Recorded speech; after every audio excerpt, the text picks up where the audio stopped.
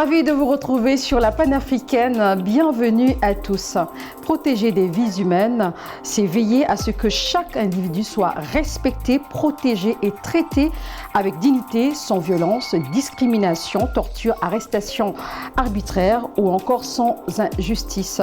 En 2025, Amnesty International a révélé que dans au moins 25 pays d'Afrique subsaharienne, les défenseurs des droits humains, notamment des activistes et des leaders civiques, ont été détenus arbitrairement pour leur travail en faveur de la démocratie et des droits civils. Malgré des contextes parfois contraignants dans certains pays africains, la société civile continue d'alerter sur les pratiques qui portent atteinte aux droits humains en Afrique. Comment les organisations non gouvernementales tirent-elles la sonnette d'alarme face aux actions qui menacent les droits humains? Comment la société civile défend-elle les droits humains? Des réponses dans ce nouveau numéro de Talk Afrique. Bienvenue à vous. Et nous recevrons sur ce plateau Mohamedou Moustapha Diagne, juriste spécialiste en droit international des droits de l'homme, chargé de programme à Amnesty International Sénégal. C'est un réel plaisir de vous avoir sur ce plateau. Le plaisir est pour moi. En face de vous, nous avons Mohamed Ndoye, communicant, acteur de la société civile dans l'éducation et l'environnement. Merci à vous d'être ici. Merci à vous aussi. Alors, je commence avec vous, Mohamedou Moustapha Diagne. Le 10 décembre dernier, le monde a célébré la Journée internationale des droits de l'homme. Que représente cette journée pour vous ? Merci pour cette invitation sur ce plateau de Talk Afrique. Alors, le 10 décembre est une journée très symbolique pour nous qui sommes dans la promotion et la protection des droits de l'homme. Parce que quand on parle des droits de l'homme, on pense forcément à la Déclaration universelle des droits de l'homme, laquelle déclaration a été adoptée par les Nations Unies le 10 décembre 1948. Alors, ce qui fait que chaque 10 décembre est une journée de commémoration donc de cette déclaration. Ce qui fait que les organisations de la société civile, aussi bien au niveau national qu'au niveau international, organisent une panoplie d'activités, de sensibilisation. Nous, au niveau d'Amnesty International, on a tenu pendant cette journée du 10 décembre une activité de sensibilisation sur les droits des femmes, parce que ça a coïncidé aussi avec les séjours d'activisme. Les séjours d'activisme ont pris fin le 10 décembre et ça a été une belle opportunité pour clôturer ces séjours d'activisme d'organiser un forum, je peux dire, de sensibilisation au niveau du département de Pikine où on a convié les autorités locales, les communautés pour échanger avec eux sur les questions liées aux droits des femmes. Et autant on l'a fait au niveau de Dakar, on l'a fait aussi à l'intérieur du pays à travers nos structures militantes qui sont sur l'étendue du territoire national. Merci. Certainement, Mohamedou Ndoye, vous également, vous avez participé à plusieurs activités, mais je vous poserai une autre question. Quel rôle jouent les ONG africaines dans la lutte contre les violations des droits humains en Afrique? Oui, la société civile africaine joue le rôle de pont entre les dirigeants, l'État et les communautés. Et elle intervient sur plusieurs niveaux. Elle est souvent la première main qui est tendue aux personnes impactées et traumatisées. Donc là, nous avons l'écoute et l'accueil. Donc ensuite, il y a l'orientation vers les structures. Et ensuite, elle joue le rôle aussi de l'aspect juridique.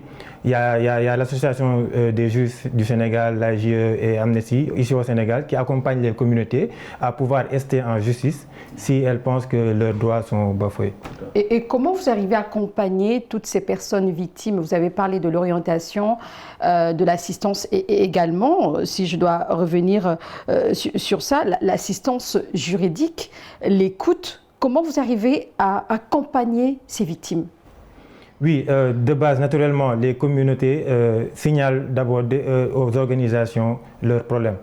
Elles n'ont pas d'habitude de lieu où pouvoir signaler les manquements. D'habitude, ce sont les organisations de la société civile qui sont très présentes au niveau communautaire. Donc, de là, les organisations commencent à faire le plaidoyer, à documenter d'abord le problème et ensuite accompagner les communautés parce que c'est elles qui sont victimes. C'est à elles d'aller vers les juridictions pour pouvoir réclamer leurs droits. Et naturellement, les organisations de la société civile les accompagnent par biais d'avocats ou les frais pour aller rester en justice. Et c'est le même cas qu'on peut retrouver dans la plupart des pays africains, si je comprends bien. Moustapha Diagne, comment la société civile contribue-t-elle à sensibiliser les citoyens sur leurs droits fondamentaux en Afrique? On parlera du Sénégal tout à l'heure. Mais en tout cas, là, je voudrais que vous puissiez intervenir concernant le continent africain. Mais écoutez, au niveau africain, les organisations, en tout cas qui s'activent sur les questions liées aux droits humains, ont tendance à d'abord documenter les faits. À chaque fois qu'on est informé, en tout cas, de cas de violation des droits humains, nous procédons à la documentation de ces faits et puis nous apportons une certaine assistance aux personnes vulnérables. Et tout ça permet aussi d'influencer un peu les politiques de l'État. Maintenant, pour répondre exactement à votre question, ce que nous faisons généralement, c'est des campagnes de sensibilisation. J'ai parlé tout à l'heure de la célébration de la journée du 10 décembre. Ça, c'est pour toucher les communautés. Il faut les informer, il faut les sensibiliser. Une fois que les populations qui sont, il faut le rappeler, les titulaires du droit international des droits de l'homme sont suffisamment informés, suffisamment sensibilisés, ils deviennent des acteurs clés dans cette lutte contre toute forme de violation des droits de l'homme. Donc je pense que le travail que nous faisons essentiellement pour ces communautés, c'est de les sensibiliser. Maintenant, il y a plusieurs approches de sensibilisation. Nous, par exemple, il nous arrive d'organiser des forums où on peut réunir des centaines de personnes. Tout dernièrement, par exemple, on a été à Sédhiou, je pense que j'ai partagé avec vous l'activité. On a réuni plus de 500 chefs de village pour échanger avec eux sur les questions liées aux questions foncières, qui sont aussi des questions qui touchent le droit international des droits humains. Donc il y a plusieurs approches, aussi bien au Sénégal que dans la sous-région, en Afrique d'une manière générale, d'approches pour sensibiliser les communautés par rapport à leurs droits. Indépendamment de ça aussi, il faut le dire, les États, si je prends l'exemple du Sénégal, mettent en place souvent des institutions, des écoles qui participent aussi à la formation des jeunes. Justement, j'allais en venir. Ouais. Comment est-ce que les organisations de la société civile s'organisent ou bien collaborent avec nos États pour améliorer la protection des droits de l'homme? Mais écoutez, quand on parle des droits humains, il y a plusieurs mécanismes. On parle de mécanismes étatiques et de mécanismes non étatiques. Si je prends l'exemple du Sénégal, on a par exemple un mécanisme étatique comme le Comité sénégalais des droits de l'homme. On a l'Observateur national des lieux de privation des libertés. Mais ces mécanismes qui sont dans la structure étatique collaborent, travaillent en étroite collaboration avec des mécanismes non étatiques, notamment Amnesty International, la RADDHO, etc., etc. Il arrive souvent qu'on co-organise même des activités. Et je peux donner l'exemple de l'ONLPL, qui est l'Observateur national des lieux de privation des libertés. C'est un mécanisme qui a la prérogative d'aller dans les prisons pour s'enquérir de la situation des personnes. Et la loi leur permet d'y aller même de manière inopinée, sans informer même l'autorité au niveau des prisons. Donc c'est pour vous dire tout simplement, un tel mécanisme travaille en étroite collaboration. Là, peut-être d'ici janvier même, nous allons organiser une activité pour sensibiliser les forces de défense et de sécurité par rapport donc à leurs obligations en matière de maintien de l'ordre. Donc c'est pour vous dire tout simplement, il y a une synergie d'action entre les structures étatiques qui sont chargées de promouvoir et de protéger les droits humains et les structures non étatiques qui sont des organisations de la société civile. Et tout ça pour vous dire tout simplement que nous travaillons en symbiose pour faire bouger les lignes, pour faire avancer les choses, pour faire en sorte que le droit international des droits de l'homme soit protégé, soit respecté, aussi bien au Sénégal qu'en Afrique. Et comment la société civile aujourd'hui accompagne-t-elle la participation des jeunes, surtout des jeunes filles, des jeunes femmes? Vous êtes mieux placé pour en parler. Dites-nous comment est-ce que ça se passe justement parlant de la promotion des droits humains. Oui, effectivement, je suis membre fondateur d'une organisation de jeunes qui est l'Alliance pour les droits des organisations de jeunes pour les droits des filles. Et d'habitude, nous menons des campagnes, comme il a tantôt dit, nous faisons des campagnes de plaidoyer et nous avons utilisé les élections de 2022 et 2021, les élections législatives et des territoriales, pour aller faire un plaidoyer au niveau des candidats pour leur dire que voici les droits des filles et vous vous engagez à respecter ces droits-là. Et aussi aux futurs députés de faire une législation pour protéger davantage les filles. Et il y a aussi actuellement un faible taux de participation des jeunes dans les instances de décision, même si récemment il y a une certaine évolution. Donc le plaidoyer, c'est de non seulement renforcer les capacités des jeunes, notamment des jeunes filles, pour qu'elle puisse vraiment pouvoir faire, au-delà de faire des plaidoyers, d'avoir de la matière, et ensuite faire une campagne pour que les autorités et l'État, de manière générale, puissent intégrer des jeunes et que les jeunes aussi, au niveau même communautaire, puissent participer lors des décisions locales. Et quel est le retour que vous avez aujourd'hui, puisque vous parlez des jeunes filles qui sont moins représentées dans les instances de décision, avec tout le travail que vous faites au Sénégal, quel est le retour que vous avez, s'il faut parler justement des autorités sénégalaises? Oui, je dirais que le retour il est positif. Parce que lors des rencontres stratégiques, ils nous avaient bien accueillis et ils ont même signé, certains d'entre eux, la plupart ont signé le manifeste avec les recommandations qu'on leur avait faites. Et ils étaient très réceptifs et je pense que vu l'amélioration de la situation, on voit davantage les jeunes qui sont à l'Assemblée nationale et aussi les jeunes contrôlent aussi le budget au niveau des mairies, entre autres. Donc les autorités sont très réceptives et ils prennent aussi l'engagement de soutenir la participation des jeunes et des filles dans les instances de prise de décision. D'accord. Je suis avec vous, Monsieur Diagne. Je rappelle que vous êtes juriste spécialisé en droit international, des droits de l'homme, chargé de programme à Amnesty International. Votre ONG organise des campagnes, des pétitions, des actions de plaidoyer, vous l'avez dit tout à l'heure, des programmes éducatifs pour informer les citoyens et même les médias, les décideurs. Quel est l'objectif principal de toutes ces initiatives? Alors je dirais que l'objectif principal de toutes ces initiatives est tout simplement de changer les choses. C'est de faire en sorte que les États puissent s'acquitter de leurs obligations en matière de droit international des droits de l'homme. Vous savez une chose, c'est l'État qui est titulaire d'obligations en matière de droits de l'homme. C'est les États qui signent, c'est les États qui ratifient. Alors à chaque fois qu'ils signent et qu'ils ratifient, ils s'engagent au niveau international et ils doivent donner effet à leur engagement. Et c'est la raison pour laquelle maintenant des organisations comme Amnesty International veillent à ce que les États respectent leur engagement au niveau international.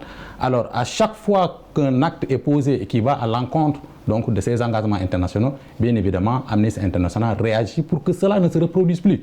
Donc c'est le changement que nous attendons. De par leur comportement, de par leur attitude, les États doivent se comporter, doivent se conformer à leurs engagements internationaux.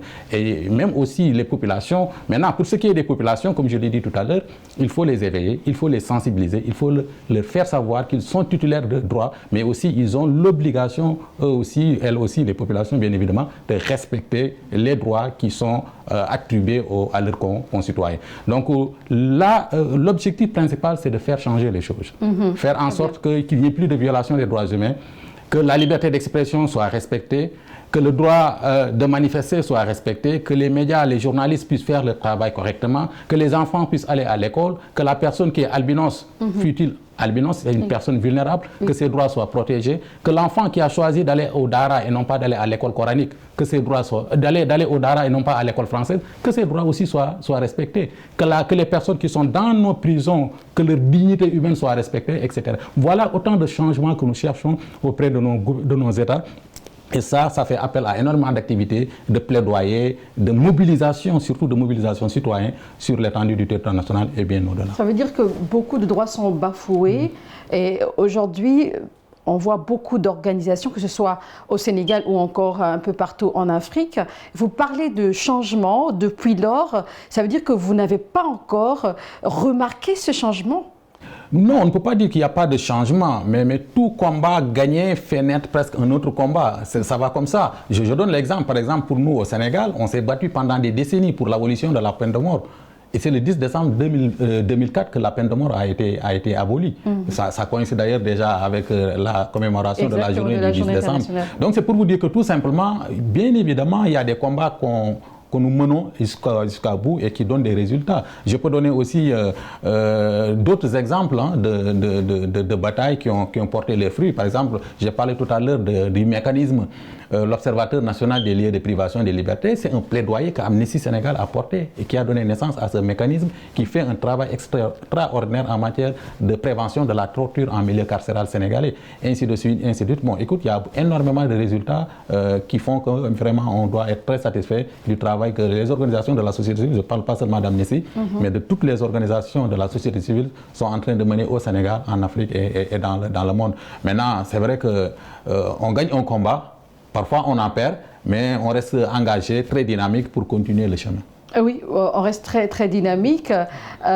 Mohamed Ndoye, certainement vous rencontrez des difficultés, et dites-nous comment vous faites face à ces obstacles.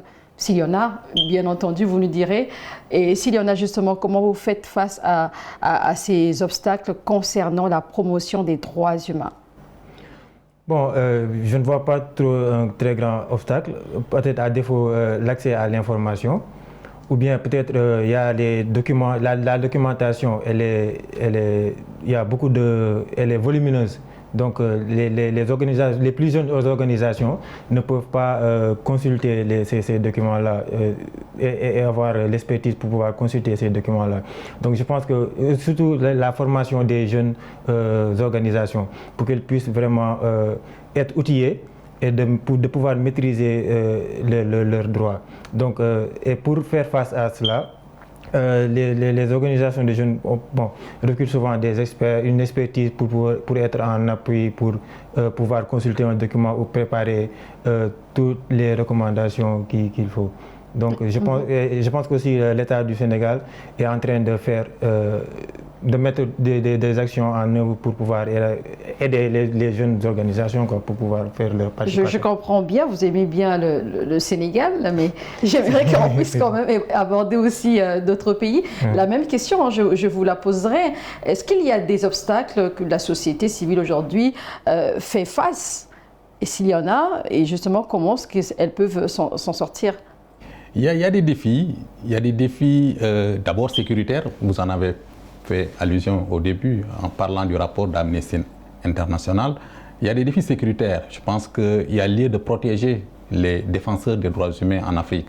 Souvent, ils sont exposés. Souvent, ils sont maltraités, insultés à travers les réseaux sociaux. Souvent même, ils sont tués. Ça, c'est une réalité. Donc, je pense qu'il y a un défi sécuritaire. Et donc, du coup, nous pensons que les États devraient renforcer la protection des défenseurs des droits de l'homme. Et c'est la raison pour laquelle il y a eu une loi dans certains pays. Il y a des pays africains qui ont adopté une loi portant protection des défenseurs des droits de l'homme. Le Sénégal n'est pas encore à ce niveau. Nous sommes en train de porter le plaidoyer. Nous avons même produit un projet de loi, un avant-projet de loi pour la protection des défenseurs des droits de l'homme. Donc il y a un défi par rapport à la protection des défenseurs des droits de l'homme. Ceux-là qui défendent les droits humains ne sont pas suffisamment protégés. Voilà. Et donc du coup, c'est un défi. L'autre aspect qui me semble important et qui reste aussi un défi, c'est la formation. Je pense qu'il y a lieu de capaciter et de renforcer davantage les personnes qui s'engagent dans ce travail de promotion et de protection des droits humains. Vous savez, un défenseur des droits humains capacité, un défenseur des droits humains en sécurité, c'est un défenseur des droits humains qui serait en mesure de produire beaucoup plus de résultats dans son domaine. Donc je pense que ça aussi, ça reste une des préoccupations des organisations de défense des droits de l'homme. Et il y a aussi l'aspect, vous parlez des défenseurs des droits humains, il y a également les victimes. Est-ce qu'aujourd'hui, les victimes sont conscientes de leurs droits? Bien, écoutez, je ne dirais pas non dans l'absolu. Je pense que c'est notre travail de tous les jours. C'est la raison pour laquelle nous organisons régulièrement des campagnes de sensibilisation des populations. Mais quand nous recevons une victime, nous, par exemple, on lui fait savoir ses droits. On l'encadre, on l'assiste, parce que généralement la victime est une personne vulnérable. Et souvent, il faut donc lui donner les bonnes informations pour faire en sorte qu'il puisse véritablement porter le combat et réclamer justice.